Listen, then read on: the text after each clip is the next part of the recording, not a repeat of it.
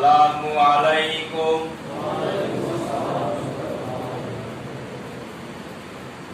আউযু বিল্লাহি মিনাশ শাইতানির রাজীম। বিসমিল্লাহির রাহমানির রাহিম।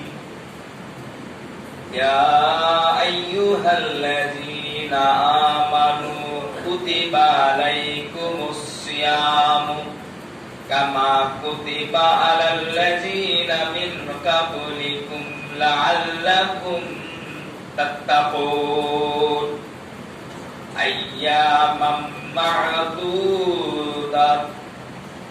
ফামান কানা মিনকুম মারিদান আও আলা সাফারিন ফাইদ্দাতুম মিন আইয়ামিন উখর ওয়া আলাল্লাযীনা ইউতীকুনাহু ফিদয়াতুন তা'আমু মিসকিন ফামান তাতাওয়া খায়রা ফাহুয়া খায়রুল লাহু ওয়া আন তাসুমু খায়রুল লাকুম ইন কুনতুম তা'লামুন। শাহরু রমাদানাল্লাযী উনজিলা ফীহিল কুরআনু হুদাল লিন-নাসি ওয়া বায়্যিনাতিন মিনাল হুদা ওয়াল ফুরকান ফামান শাহিদা মিনকুমুশ শাহরা ফাল ইয়াসুমহু ওয়া মান কানা মারিদান আও আলা সাফারিন ফাইদ্দাতুম মিন আইয়ামিন উখর। ইউরিদুল্লাহু বিকুমুল ইসরা ওয়া লা ইউরিদু বিকুমুল উসরা ওয়ালিতুকমিলুল ইদ্দাতা ওয়ালিতুকাব্বিরুল্লাহা আলা মা হাদাকুম ওয়া লাআল্লাকুম তাশকুরুন। সাদাকাল্লাহুল আযীম ওয়া সাদাকা রাসূলুহুন নাবিয়্যুল আমিন। সমস্ত প্রশংসা মহান আল্লাহ তাবারক তাআলার জন্য। কৃতজ্ঞতাকার আলহামদুলিল্লাহ। বিশ্ব নবী, শ্রেষ্ঠ নবী, প্রিয় নবী মুহাম্মদুর রাসূলুল্লাহ সাল্লাল্লাহু তাআলা আলাইহি ওয়াসাল্লাম, তেনার উপর দরুদ ও সালাম বর্ষিত হোক আল্লাহুম্মা। সম্মানিত মুসল্লিবৃন্দ, শ্রেণীমতে শ্রদ্ধা, ভালোবাসা, স্নেহ, শুভেচ্ছা। আজকের খুতবা সূরা বাকারা 183 নম্বর, 184 নম্বর ও 185 নম্বর আয়াত। এই আয়াতের মাঝখান দিয়ে পবিত্র মাহে রমজানুল মুবারকের রোজার গুরুত্ব ও রোজার মসলা মাসাইল।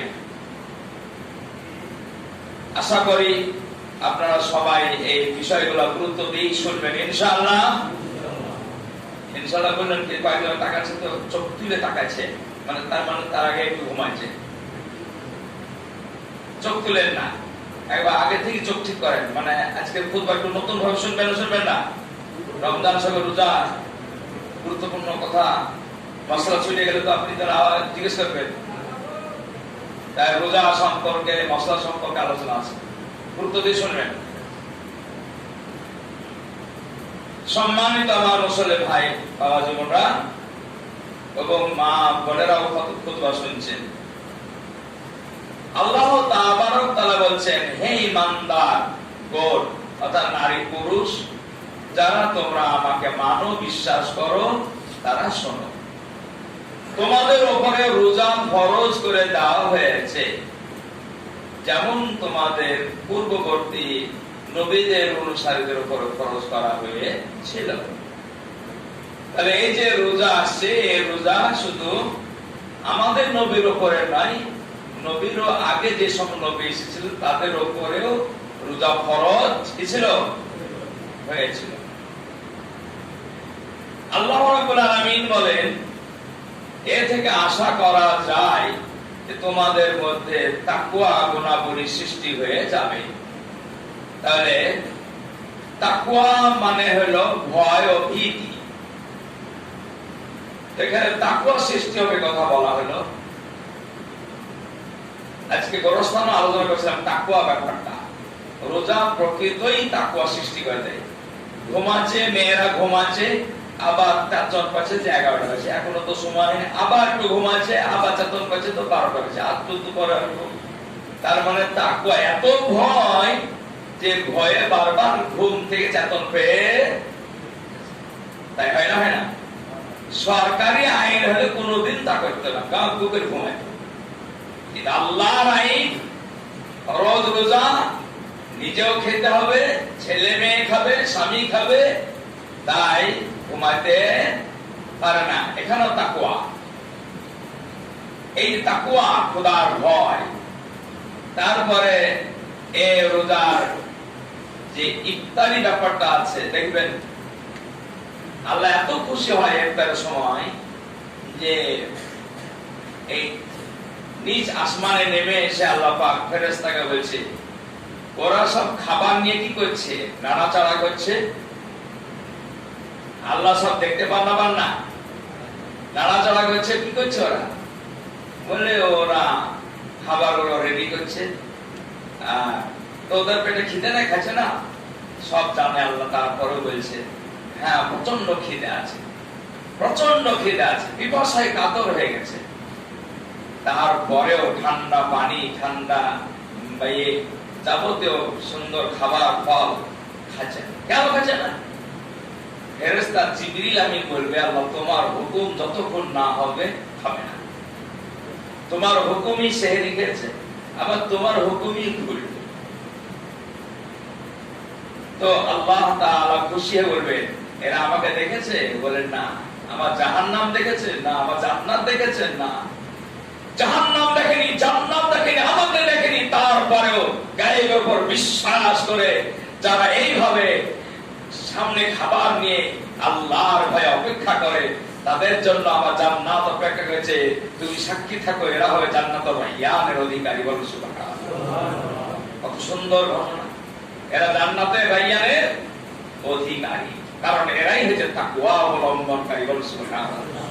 তাকওয়া অবলম্বনকারী এরাই হচ্ছে ভয়, আমাকে প্রকৃতই ভয় করে। সত্যি বলেন তো, খাবার নিয়ে নাড়াচাড়া করছে, 1 মিনিট আছে, এখনো আধা মিনিট আছে, আর যখনই বলা হলো যে খোলো, বাস সঙ্গে সঙ্গে খুলছে। এটা কি কোন আল্লাহর আইন মেনে নেওয়া? আল্লাহর আইনকে কিভাবে মেনে চলে? এটা একটা বড় ট্রেনিং, শিক্ষাদের বড় ট্রেনিং। আল্লাহ রাব্বুল আলামিন বলছে, এ থেকে আশা করা যায় তোমাদের মধ্যে তাকওয়া ও গুণাবলী সৃষ্টি হয়ে যাবে।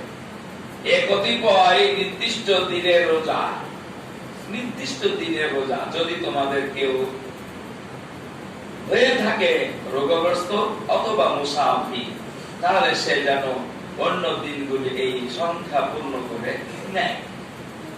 তার মানে রোজা তো 30 দিন ধরে নিলাম, এর মধ্যে হয়তো কোথাও সফরে গেলাম, সফরে গেলে আমি কোথায় সেহরি খাবো, কোথায় কি খাবো?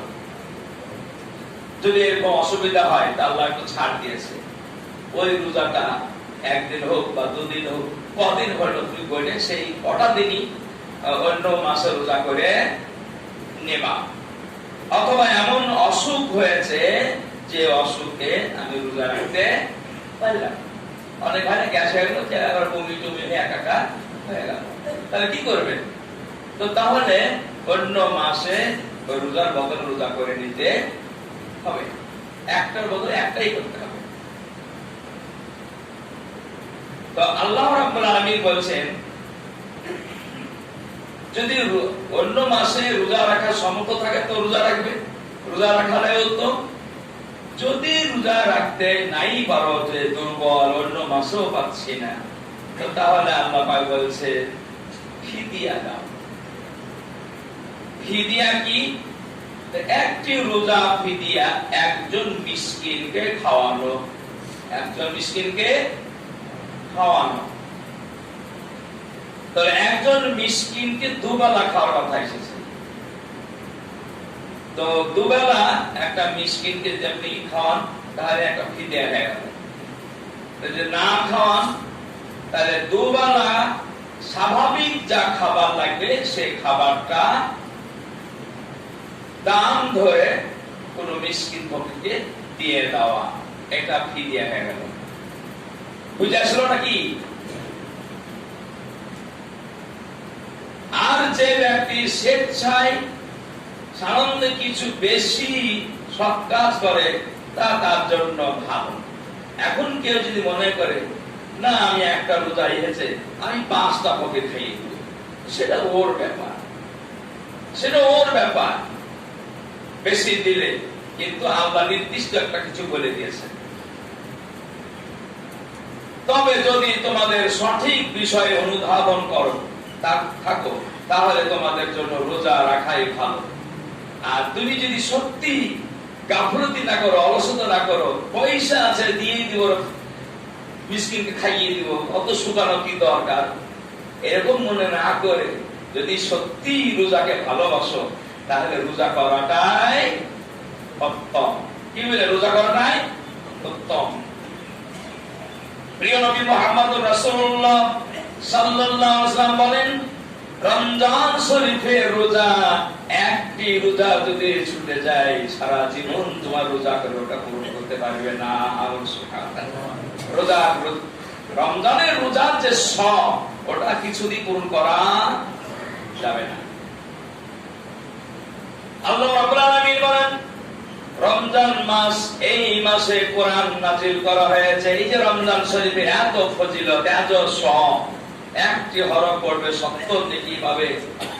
এই নফল আজকে আপনি যে নামাজ পড়ছেন, ফরজ নামাজে যে সব, রমজান মাসে সুন্নত পড়লে, নফল পড়লে বলছে ফরজের সমান সমান নেকি পাওয়া যায়। বলো সুবহানাল্লাহ। সবকিছু বরকত আছে নাই? খাবারে বরকত, নেকিতে বরকত, কোরআন তেলাওয়াতে বরকত। এই যে বরকতপূর্ণ মাস, এই কারণে বলা হয়েছে যে এই মাসে কোরআন শরীফ নাজিল হয়েছে। বলুন সুবহানাল্লাহ। কোরআন নাজিলের কারণে এই মাসের এত মর্যাদা। বলুন সুবহানাল্লাহ।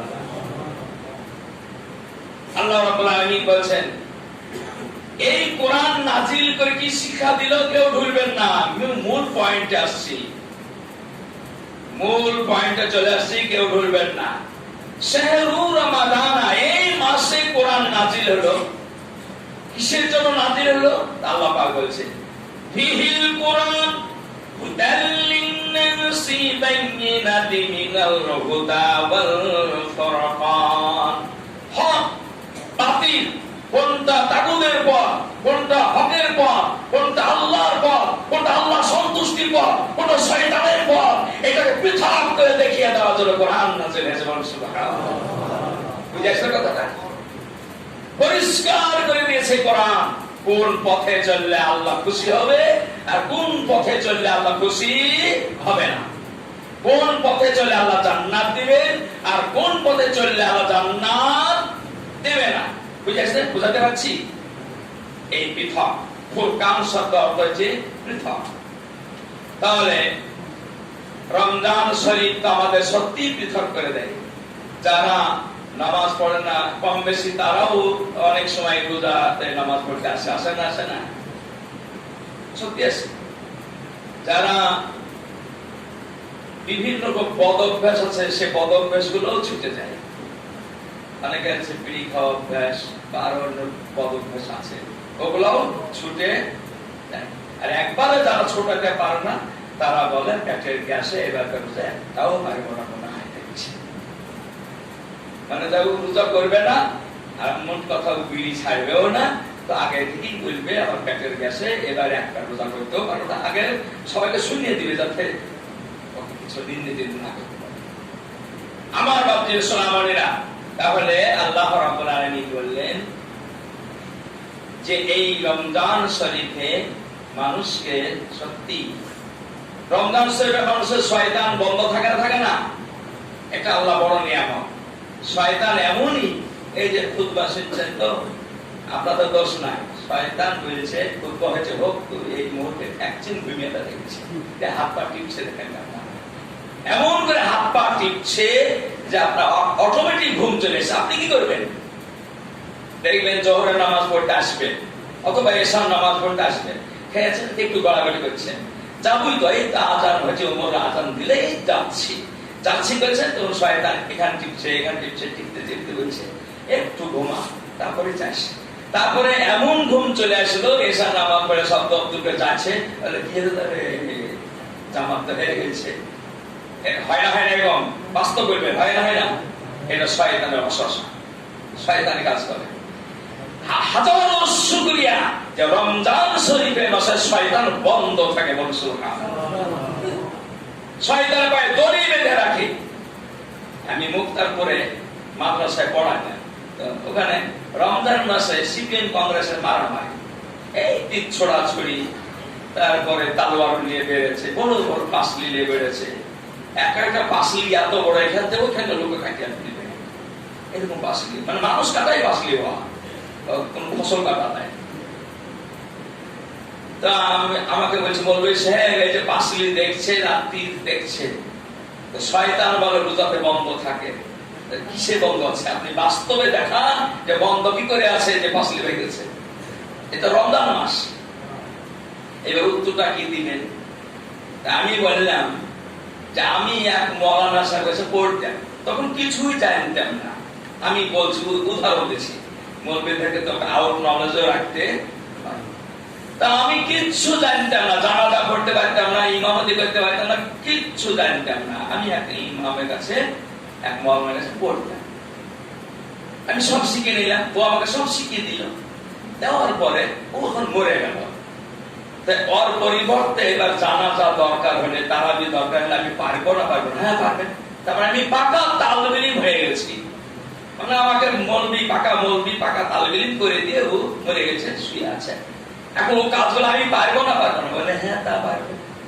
তো শয়তান আপনাকে এমন পাকা তালবিলিম করে দিয়েছে, প্রশিক্ষণ দিয়ে দিয়েছে, ওই এক মাস বন্ধ থাকলেও আমি ওর কাজ করে দিচ্ছি। ওর কাজ আমি, ও বন্ধ থাকলে কি হবে? আমাকে তো শিখে দিয়েছে, 11 মাস ধরে শিক্ষা দিয়েছে, ওই এক মাস বন্ধ থাকলে তো কি হবে? পারবো না আমি? বুঝতে পারছেন কথা বলো, ওটা ঠিক হইলো না? সম্মানিত আমার ভাবছিরা, তাহলে সবচাইতে আল্লাহ বড় শুকরিয়া আদায় করুন যে শয়তান ইবলিস রমজান মাসে বন্ধ থাকে। তা অনেকটাই প্রমাণ পায়, রোজা করে, তারাবি 2 রাকাত তারাবি, তাও ইমামের পিছনে দীর্ঘ সময় নিয়ে পড়ে না, দীর্ঘ সময় নিয়ে পড়ে, অক্লান্ত পরিশ্রম। আমাদের সব বৈশা খায়, শুধু খেলাধুলা বৈশা খায় মৌলবীরা, কিন্তু এমন ভাই আছে তারা কঠোর মেহনত, সকাল থেকে 11টা পর্যন্ত, 10টা পর্যন্ত, 12টা পর্যন্ত অক্লান্ত পরিশ্রম করে, তাদের মুখের দিকে তাকানো যায় না, তারাও রোজা করে। সুবহানাল্লাহ, তারা রোজা করে না? রোজা ছাড়ে না। এটা আল্লাহর নিয়ামত, শয়তান বন্ধ থাকে। আল্লাহ রাব্বুল আলামিন বলেন, হক বাতিলের পৃথক স্পষ্ট করে দেয়। কাজে এমন থেকে যে ব্যক্তি মাসের সাক্ষাৎ পাবে, তার জন্য এই সম্পূর্ণ মাসটি রোজা রাখা অপরিহার্য। তাই হক বাতিলের পৃথকটাকে আমি আরো স্পষ্ট করে বলে দিই। আমরা সব হক বাতিল বুঝে নিয়েছি, সবাই বুঝে নিয়েছি ইনশাআল্লাহ, কিন্তু বুঝেও একটা ইয়ার মুন্সি বুঝবার একটা কথা বলি, বোঝালে যে বোঝে না, তারে বোঝাই কে? না বুঝেছে হু করে ভূতে ধরেছে। আমাদের মুসল্লি কিছু ভূতে ধরা মুসল্লি আছে, এখানে হু করে, বলতেও পারে না, মোর সামনে বললি তো হাদিস কোরআন দিয়ে উত্তর দিতে, এখানে বলে লাভ নাই। চল চায়ের দোকানে যাবে, টুপিটাকে এমনি পকেটে করবে, একটা বিড়ি বাহি করবে, আজকাল খুলবা যাই বলিস তাই বলিস, এটা রাজনীতি সম্পর্কে বলেছে, এটা কিন্তু ঠিক হয়। কি ইমামের ভুল ধরা, এই 4টি কথা, কোরআনের ভুল ধরা, এই 4টি কথা, আল্লাহ রাব্বুল আলামিনের আয়াতের ভুল ধরা, এটাকে এত সাংঘাতিক অন্যায়, ঠিক কিনা বলেন? আমি কোরআন হাতে করে বলছি, যদি একটা আয়াত ভুল বলি, পাকড়াও করবে কাকে? আমাকে করবে না? আমাকে পাকড়াও করবে একটা যদি ভুল করি। বিশ্বনবী মুহাম্মদুর রাসূলুল্লাহ সাল্লাল্লাহু আলাইহি ওয়াসাল্লামকে বলছেন, আমি যা আয়াত পড়েছি তার যদি একটা কথা তুমি বাড়তি করো আমি জিভ টেনে নিব। আল্লাহু আকবার। ভয় করো, আমাদের ভয় আছে, অন্তরে ভয় আছে যে আমি কোন বাড়তি কথা বলে না ফেলি, যার ফলে আল্লাহকে জবাবদেহি করতে হবে। এই জন্য বলছে হক বাতিল পৃথক। এবার আমি যখন বলবো এইটা হক আর এটা বাতিল, সঙ্গে সঙ্গে মেনে নিতে হবে না? হবে না? মেনে নিতে হবে যে বাতিল বাতিল, হক হক। এটার নামই হচ্ছে রোজা, এটার নাম হচ্ছে সিয়াম। এটাই প্রশিক্ষণ দিতে এসেছে কোরআন, যে রোজাতে যেমন বলছে ইফতার করো আর করে ফেলছো, খাও খেয়ে ফেলছো, ওই রকম করে এই হক ছাড়াও ছেড়ে দিতে হবে, এই বাতিল ছাড়াও ছেড়ে দিতে হবে, হক মেনে নাও মেনে নিতে হবে। এটাই হয়েছে হক বাতিল। এবার ইমাম সাহেবের কাছে ফতোয়া নিয়েছেন যে আজকে ভারতবর্ষে আমরা সংখ্যালঘু মুসলিম, সংখ্যা গরিষ্ঠ, আমরা তো হকের পথে দাঁড়িয়ে থাকে, কি করে সম্ভব বাতিলের মোকাবেলা করা? তা আমি এর আগে সুন্দর বুঝিয়ে দিয়েছি, ওটাই বুঝবেন যে যখন ইমাম বলবে যে আমাদের ভারতবর্ষে এই পদ্ধতি এই কৌশলে কাজ করতে হবে, কোরআন সুন্নাহর অনুকূলে আমার দ্বীনকে, আমার হককে, আমার তামুদ্দুনকে, ইসলামকে, আমার কোরআনকে, আমার মসজিদকে, আমার মাদ্রাসাকে, আমার নারী জাতিকে, শিশুদেরকে বাঁচাতে হলে আমি এই বাতিলকে বাদ দিয়ে ওই বাতিলটাকে ধরবো, যাতে আমার দ্বীনকে বাঁচাবার শর্ত দিবে কিনা, সাক্ষ্য সত্য সপক্ষে অপক্ষে, তারপর আমার শর্ত অনুযায়ী, আমার সন্ধি অনুযায়ী যাকে ভোট দিব সে আমার কল্যাণের জন্য। সুবহানাল্লাহ, বুঝাতে পেরেছি? আমার কল্যাণের জন্য, আমার দ্বীনের কল্যাণের জন্য সেটাকে মেনে নিতে হবে, সেটাকে কি করতে হবে? মেনে নিতে হবে। যেমন ইফতার করো করে ফেললাম, সেহরি খাও খেয়ে ফেললাম, এইভাবেই মেনে নিতে হবে। বলুন সুবহানাল্লাহ। আশা করি বুঝাতে পেরেছি। আল্লাহ রাব্বুল আলামিন বলছেন এই রমজান শরীফের আর বাড়তি আলোচনা করছি না, যেহেতু ওটা আলোচনা এসেছে এই মশলাগত ব্যাপার।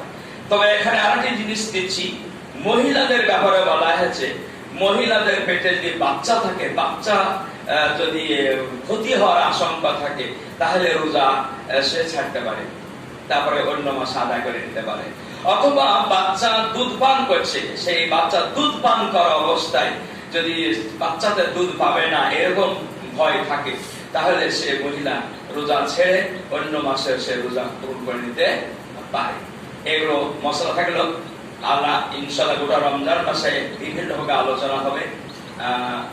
আমরা ইনশাআল্লাহ আরেকটি কথা বলে দিই, আগামী যে তারাবির দিন হবে সেই দিন আপনাদের বিনয় অনুরোধ থাকবে যে যেমন কোন একটা উদাহরণ দিব বলছে আর কি, যেমন মোদী সরকার বাংলাদেশে গেল, তো তার যাওয়াকে কেন্দ্র করে তো একটা সংঘর্ষ হয়েছিল, কিন্তু যখন একটা সরকার আসে তখন সেই যখন পশ্চিমবঙ্গে আসছিল তো তখন তার সম্মানতা কিছু করে না, করে না। একটা বাতিল নাপাক শয়তান আসলে তার জন্য এত উদ্বোধনী করা হয়, এত সুন্দর করা হয়, সাজানো হয়। আল্লাহ তাআলা বলেছেন যে রমজানের রোজা তোমাকে পবিত্র বানিয়ে দিবে, জান্নাতের মুখ দেখিয়ে দিবে, সেই রোজাকে স্বাগত জানাও। বলুন সুবহানাল্লাহ। তাহলে সেই রোজাকে স্বাগত কি দিয়ে জানাবো? আমাদের অন্তত প্রথম তারাবিতে সবাই সুন্দরভাবে নিয়াত করে, পরিষ্কার পরিচ্ছন্ন ভাবে আতর ব্যবহার করে আমরা উদ্বোধনী করব, আল্লাহ ফরিয়াদ করবো, আল্লাহ রমজানের প্রথম এই রোজা পেয়েছি, এটা সৌভাগ্য। এই কৃতজ্ঞতা প্রকাশ করার জন্য উদ্বোধনী হিসাবে আমরা সবাই প্রথম তারাবিতে আসা সবাই চেষ্টা রাখবো। বলুন ইনশাআল্লাহ। সুবহানাকা রাব্বিকা রাব্বিল ইজ্জাতি আম্মা ইয়াসিফুন ওয়া সালামুন আলাল মুরসালিন আলহামদুলিল্লাহ।